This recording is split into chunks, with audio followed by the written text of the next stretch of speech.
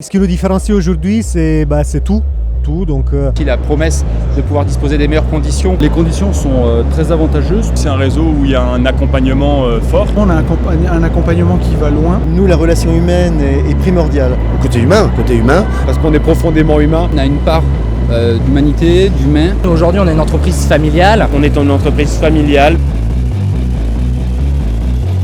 On n'a pas de concurrents réellement. En fait, on n'en a pas du tout, même je dirais. Je pense qu'on n'a pas de concurrents et ça, c'est plutôt une bonne nouvelle. Nous sommes les seuls en France à avoir cette autonomie. On est les seuls acteurs du marché à proposer ça. Nous travaillons avec le leader. C'est l'enseigne numéro 1. Nos concurrents ne sont pas leaders. Nous sommes leaders. On est le leader mondial. La majorité des consommateurs, quand ils veulent aller dans une enseigne, regardent ce qui s'y passe, regardent les avis qui sont sur Internet, qui sont sur les réseaux sociaux, et c'est très important et c'est primordial.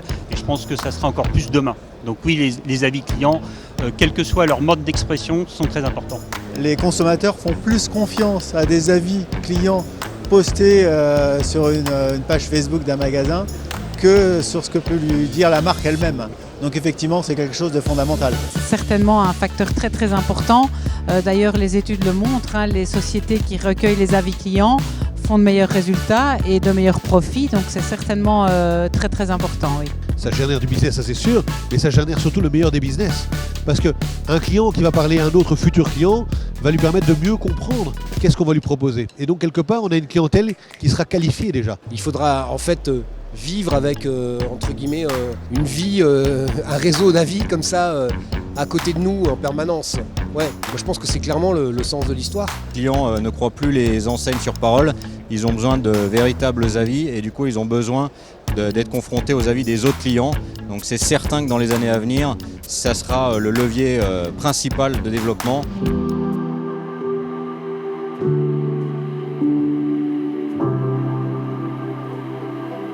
Parce que j'ai jamais cru et je pense que la vie a fait que j'étais déçu par de nombreuses promesses qui finalement ne sont jamais réalisées. Moi le souci que je rencontre c'est ça, c'est que c'est vrai qu'il y a beaucoup de centres qui promettent monts et merveilles. Je m'intéressais par exemple aux diagnostiqueurs immobiliers parce qu'ils ont des droits d'entrée assez faibles. Donc ça me permettait de préserver un peu mon capital. Sauf qu'effectivement, on s'aperçoit on a l'impression qu'ils ont tous le réseau leader dans leur domaine. Ce qui bien sûr est par définition impossible. On a besoin de transparence, c'est rassurant. Et effectivement, quand on se lance dans un tel projet, on y met de l'énergie, de l'argent, beaucoup de choses. Donc du coup, on veut être effectivement rassuré et avoir une transparence totale. Moi, je cherche les preuves par le réseau et par les gens qui ont fait, quoi. Voilà. Et uniquement ça, quoi. C'est eux les témoins en fait.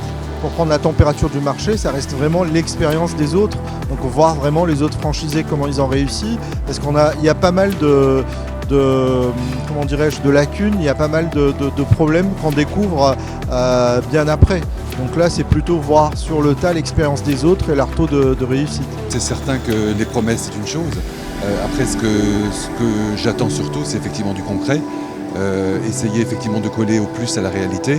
C'est sûr qu'à partir du moment où on a des statistiques concrètes, on peut s'engager avec beaucoup plus de tranquillité. Donc si on a des gens qui peuvent nous apporter la preuve qu'il y a une bonne dynamique, que ça marche, obligatoirement on peut se laisser tenter beaucoup plus facilement. Oui. On recherche de la transparence, de l'authenticité et effectivement le discours commercial, c'est pas forcément ce qu'on recherche. On veut des preuves. Il faut se mettre à la recherche de preuves, oui, tout à fait, complètement. Ça me paraît être le conseil absolument numéro 1 pour voir la viabilité du concept et surtout regarder s'il y a déjà eu d'autres concepts qui ont été implantés dans les mêmes tailles de ville que celles où on veut s'implanter.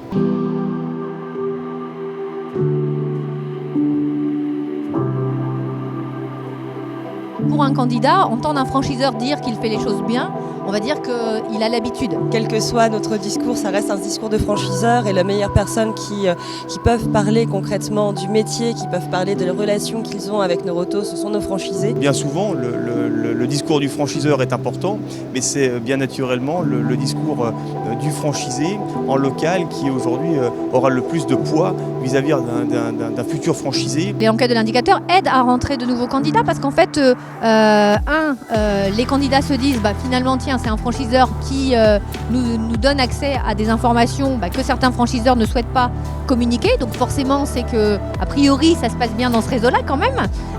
Et ensuite, ça lui permet en fait d'aller poser des questions, forcément sur les points où il voit que c'est pas tout à fait parfait, pour savoir ce qui est mis en œuvre et justement voir si le franchiseur, par rapport à ça, a un plan d'action pour améliorer une de ses prestations. Quand on réalise ce type d'enquête de satisfaction de nos franchisés, on apporte aux candidats potentiels la preuve qu'il manque, parce qu'effectivement tous les acteurs du marché, tous les franchiseurs peuvent tenir à peu près le même discours, mais lorsqu'on a des chiffres à l'appui, puis en plus qui viennent de quelqu'un d'extérieur et pas en interne du réseau, ça a beaucoup plus de poids.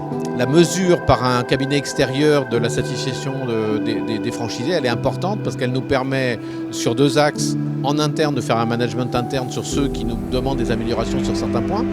Et la deuxième, évidemment, en termes de promotion de la marque vers des candidats franchisés qui peuvent acheter une étude objective sur la satisfaction des franchisés.